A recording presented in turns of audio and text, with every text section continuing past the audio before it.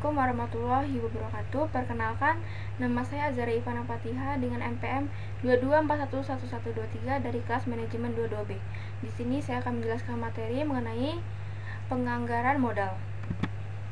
Penganggaran modal adalah proses perencanaan dan pengambilan keputusan tentang pembayaran modal selama periode pengembalian yang telah melebihi.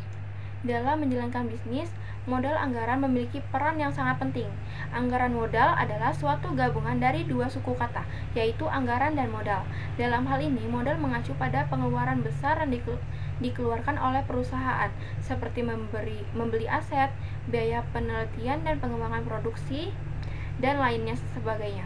Sedangkan anggaran memiliki arti menetapkan target guna memaksimalkan profitabilitas.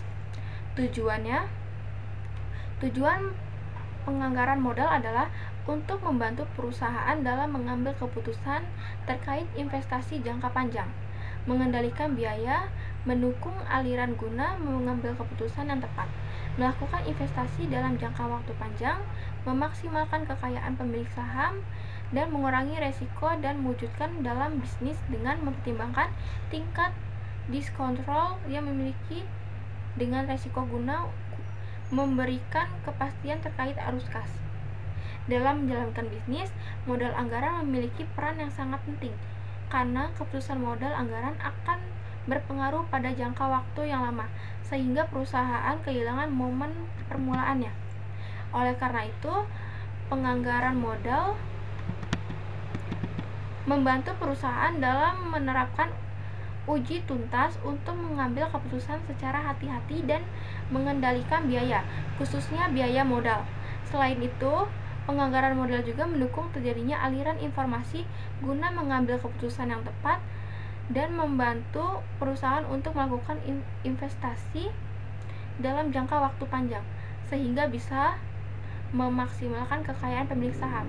Modal anggaran maupun mengurangi risiko berbagai ancaman dalam bisnis dengan mempertimbangkan tingkat diskontrol yang sesuai dengan risiko guna memberikan kepastian terkait arus kas.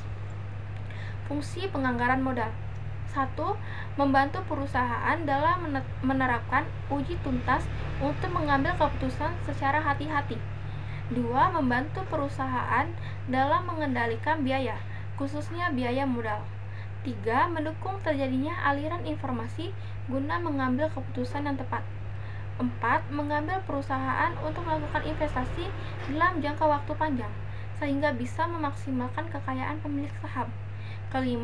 Mampu mengurangi resiko dan berbagai kerusakan dalam bisnis dengan mempertimbangkan tingkat diskontrol yang sesuai dengan resiko guna memberikan kepastian terkait arus kas. Adapun metode penganggaran modal. Metode payback. Metode ini menghitung berapa lama waktu yang dibutuhkan untuk mendapatkan kembali investasi awal. Investasi yang memiliki periode pengembalian yang lebih singkat dianggap lebih menguntungkan. Metode Effect Return on Investment atau ROI. Metode ini menghitung rata-rata tingkat pengembalian investasi selama periode tertentu. Investasi dengan tingkat pengembalian yang lebih tinggi dianggap lebih menguntungkan. Metode Present Value atau PV. Metode ini menghitung nilai sekarang dari arus kas yang diharapkan dari investasi. Investasi dengan nilai sekarang yang lebih tinggi dianggap lebih menguntungkan. Metode Discount Cash Flow atau DCF. Metode ini menghitung nilai sekarang dari arus kas yang diharapkan dari investasi dengan mempertimbangkan tingkat diskonto. Investasi dengan nilai sekarang lebih tinggi dianggap lebih menguntungkan. Adapun jenis-jenis penganggaran modal. Analisis throughput. Analisis ini merupakan analisis yang paling rumit di antara beberapa analisis lainnya dalam anggaran modal. Analisis ini digunakan untuk menentukan apakah suatu investasi akan menghasilkan keuntungan yang cukup besar untuk menutupi biaya modal dan biaya operasionalnya. Analisis Discounted Cash Flow atau DCF.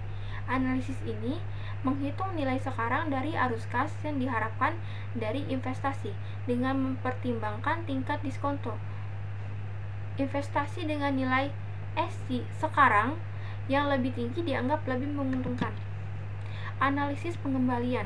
Analisis ini adalah bentuk paling sederhana dari analisis penganggaran modal, tetapi juga paling tidak akurat. Analisis ini banyak digunakan karena cepat dan dapat memberi manajer belakang amplop pemahaman tentang nilai sebenarnya dari proyek yang diusulkan. Analisis present value atau PV. Analisis ini menghitung nilai sekarang dari arus kas dan yang diharapkan dari investasi. Investasi dengan nilai sekarang yang lebih tinggi dianggap lebih menguntungkan. Analisis pengembalian modal kerja. Analisis ini digunakan untuk menentukan berapa banyak modal kerja yang dibutuhkan untuk menjalankan bisnis. Analisis ini membantu perusahaan dalam menentukan berapa banyak uang yang harus diinvestasikan dalam persediaan, penerimaan, dan kas. Adapun faktor-faktor penganggaran modal. Faktor keperluan. Faktor ini mencakup perilaku manusia dalam pengembalian keputusan investasi, seperti kecenderungan untuk menghindari risiko, kecenderungan untuk mengambil keputusan berdasarkan pengalaman masa lalu, dan kecenderungan untuk mengambil keputusan berdasarkan informasi yang tersedia. Adapun faktor ekonomi. Faktor ini mencakup kondisi perekonomian saat ini dan masa depan, seperti tingkat suku bunga, inflasi, pertumbuhan ekonomi. Faktor teknologi. Faktor ini mencakup kemajuan teknologi yang dapat mempengaruhi biaya produksi dan efisiensi operasional. Faktor persaingan.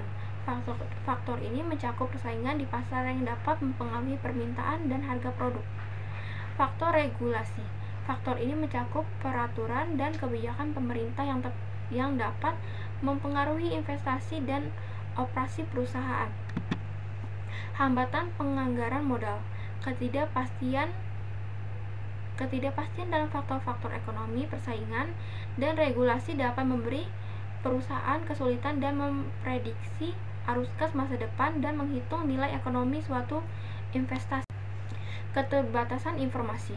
Keterbatasan informasi tentang pasar, teknologi, dan persaingan dapat membuat perusahaan kesulitan dalam memperkirakan arus kas masa depan dan menghitung nilai ekonomi suatu investasi. Biaya penganggaran modal dapat menjadi hambatan bagi perusahaan, terutama bagi perusahaan kecil dan menengah yang memiliki keterbatasan sumber daya. Keterbatasan sumber daya manusia dan teknologi dapat membuat perusahaan kesulitan dalam melakukan analisis investasi yang cermat dan akurat. Kebijakan perusahaan yang tidak konsisten atau tidak jelas dapat membuat perusahaan kesulitan dalam mengambil keputusan investasi jangka panjang. Dalam mengambil keputusan investasi jangka panjang, perusahaan harus mempertimbangkan berbagai hambatan penganggaran modal yang dapat mempengaruhi keputusan investasi. Cara mengatasi hambatan modal. Meningkatkan kualitas informasi. Perusahaan dapat mengatasi hambatan penganggaran modal dengan meningkatkan kualitas informasi yang digunakan dalam analisis investasi. Hal ini dapat dilakukan melalui pengumpulan data yang lebih akurat, pemantauan pasar yang lebih cermat, dan penggunaan informasi teknologi yang lebih baik. Menggunakan teknologi penganggaran modal yang tepat. Perusahaan harus memiliki metode penganggaran modal yang sesuai dengan karakteristik investasi yang sedang dievaluasi. Misalnya, investasi memiliki tingkat risiko yang tinggi. Perusahaan dapat menggunakan metode analisis throughput yang lebih rumit untuk mengukur nilai ekonomisnya. Selanjutnya, melibatkan pihak terkait. Perusahaan dapat mengatasi hambatan penganggaran modal dengan melibatkan pihak-pihak terkait. Mengelola risiko dengan baik. Perusahaan harus mampu mengidentifikasi, mengukur, dan mengelola risiko yang terkait dengan investasi jangka panjang. Membangun kebijakan konsisten.